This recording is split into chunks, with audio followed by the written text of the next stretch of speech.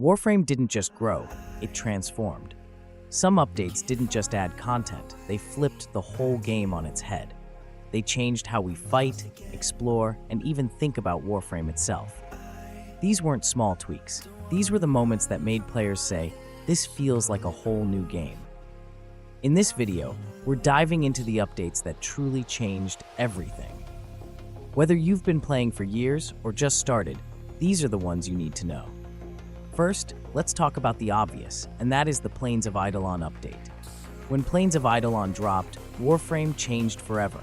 It wasn't just another update, it was a huge shift.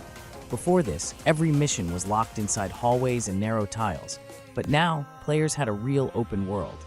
You could step outside your ship and walk across a massive living landscape.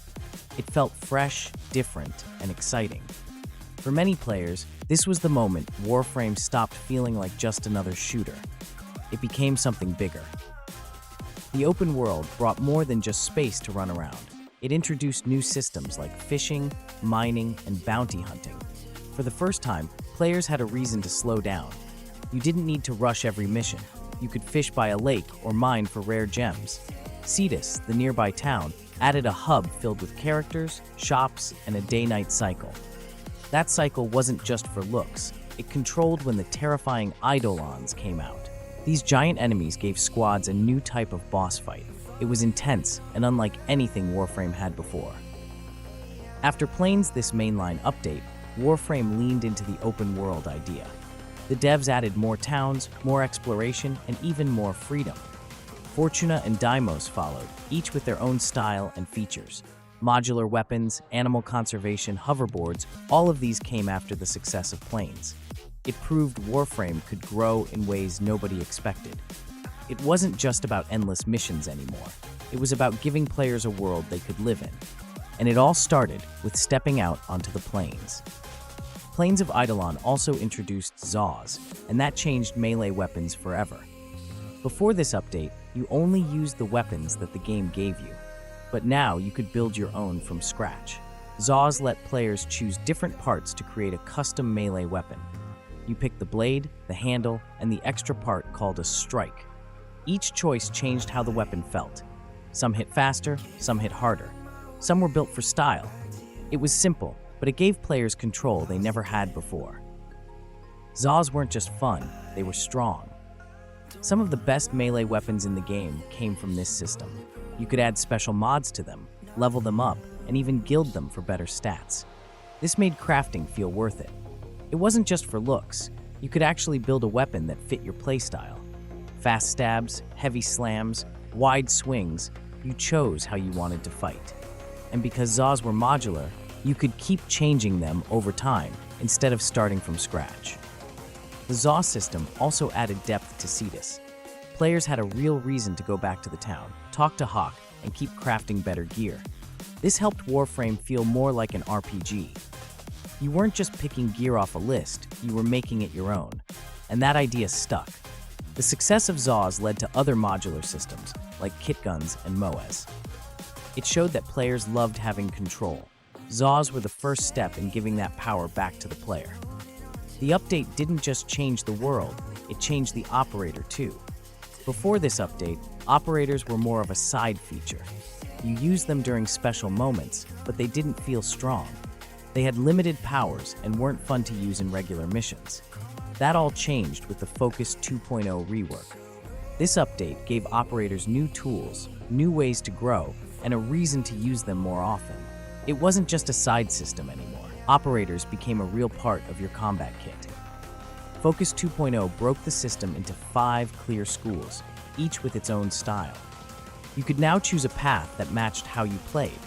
Some gave healing, others gave damage, and some focused on mobility or energy. Players could unlock new passives, better abilities, and faster energy gain. Everything felt smoother and more useful. You could swap schools between missions and build around them. It finally felt like the operator had depth. You weren't stuck with one boring beam. You had options that mattered. Even better, the update added amps. These were custom weapons built just for the operator. Before amps, operators could barely scratch enemies. After, they could take down Eidolons and support the team in real fights. You crafted amps in Cetus using parts from Quills, a new faction that added more lore and purpose to the operator's role. It made the whole system feel connected. You weren't just building frames and guns anymore, you were building yourself. This update made the operator more than just a story piece. It made them a true part of Warframe's core gameplay. Plains of Eidolon was the turning point for Warframe. It wasn't just another update, it redefined what the game could be. It brought the first open world, deeper combat with Eidolons, player-made weapons through Zaws, and gave operators real power with Focus 2.0 and amps. It opened the door for new ideas, new systems, and a whole new way to play. Every big update after this one followed in its footsteps. Without Plains of Eidolon, Warframe wouldn't be the game it is today. It changed everything. Next, let's talk about one of the most controversial updates in Warframe. Not because of the story it adds, by the way, but because of the feature it implemented in Warframe. The Heart of Deimos update in Warframe changed a lot, but nothing stirred the pot like the Helminth system. For the first time, players could take an ability from one Warframe and give it to another. This wasn't a skin or a stat tweak. This was gameplay surgery. The system let players customize their builds in a whole new way. Some saw it as freedom, others saw it as breaking the balance. Suddenly, every Warframe could feel a little too similar if you used the same popular abilities. That scared longtime players who loved the game's unique class designs. The controversy hit hard because it challenged what made each Warframe special. Why play a niche Warframe if you can just take its best skill and throw it on someone stronger? That question split the community. Some players argued it erased the need for less used Warframes. They saw it as a way for power players to crush the game even more. Others worried it would make the game easier in the wrong ways. Instead of working around a Warframe's limits, now you could just patch those limits away. Some even said it took the soul out of the game's design. But many players loved the system for the same reasons others hated it. They felt more creative, more in control. You could build your perfect Warframe. You could fix a bad kit with one good ability. You could turn your favorite Warframe into a real powerhouse without changing who it was. To them, Helminth made the game deeper and more fun. And when used with care, it really did. It gave old Warframes new life. It gave hardcore players something new to master. Love it or hate it, the Helminth system made one thing clear. Warframe was willing to take big risks, and that's what keeps it alive. The Helminth system started strong, but over time, it grew into something much bigger. Every time a new Warframe is released, it brings a new ability into the Helminth pool. That means more power, more combos, and more options for all Warframes. What used to be a way to fix weak kits turned into a system for theory crafting and min-maxing. Players look at every new Warframe and ask the same question: what ability will they bring to Helminth? That's how deep the system runs now. It turned every release into a boost for the whole game, not just the new Warframe. Then came Helminth Invigorations. These added weekly random buffs to 3 Warframes in your arsenal. The buffs can increase ability strength, energy regen, armor, or other stats. If you use that Warframe during the week, the buffs apply. Even better, you get 1 permanent save per week to lock in your favorite buff on your favorite Warframe. This added a small but meaningful reason to return each week. It also gave new use to Warframes that weren't in your regular rotation. Suddenly, using a Warframe you don't usually touch might come with big benefits.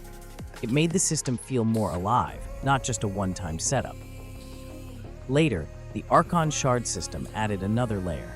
These shards let players boost their Warframe stats or give extra passive effects. Some give more health or energy, while others reduce ability cost or boost ability duration. You get shards from Archon hunts and insert them into your Warframe's body using the Helminth chair. Each Warframe has 5 shard slots. That's 5 chances to fine-tune your build even more. With Helminth abilities, Invigorations, and Archon shards all working together, you can shape your Warframe exactly how you want. It turned the Helminth system into a deep, flexible toolset, not just for power, but for personal style. And finally, let's talk about the Incarnon system, which was added during the Angels of Zariman and expanded during the Duviri Paradox update. The Incarnon system added real depth to Warframe's weapon progression. First introduced with the Zariman update, Incarnon weapons start out as normal guns or melee tools, but after charging them during combat, they transform into stronger forms with unique perks. These perks include things like multi-shot, extra critical damage, or effects that chain between enemies. This system gave players more reason to engage with older content and experiment with builds. It wasn't just about slapping on mods anymore. It was about triggering and managing evolution in real time. Later, Digital Extremes added the Incarnon Genesis adapters. These allowed players to turn older forgotten weapons into new Incarnon forms. Suddenly, weapons like the Brayton, Kunai, or bow were back in the spotlight.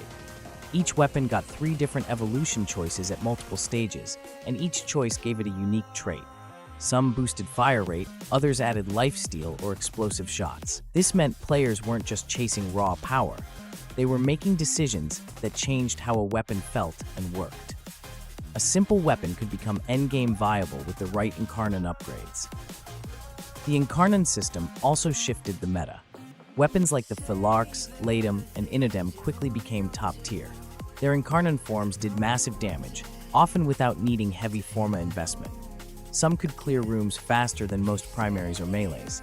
Others replaced traditional crit or status builds with hybrid effects that scaled better.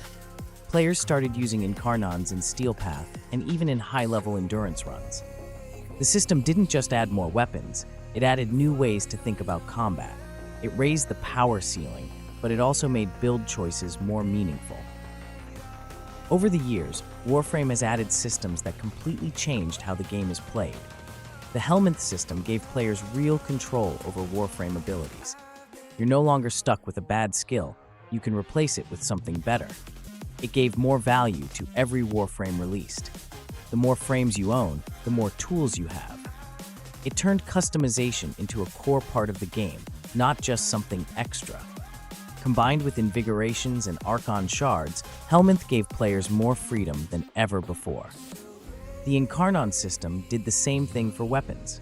It took forgotten gear and made it worth using again. Every Incarnon weapon feels different, with builds that reward skill and planning. You can evolve them based on your playstyle. It's not just about numbers, it's about choices. Strong weapons like the Phalarx and Latum aren't just strong because of stats. They're strong because of how the system lets you build them your way. It gave old weapons new life and gave endgame players something to chase.